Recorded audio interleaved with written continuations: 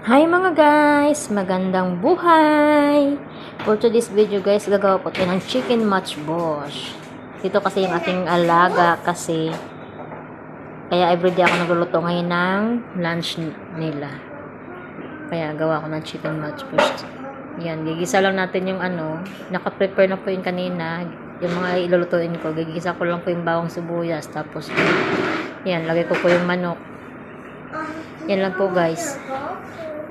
Yan lang po yung, ganun lang po ako magluto ng chicken matchbox.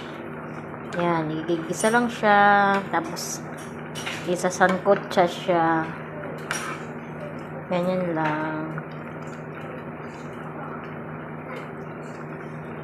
Diba, easy.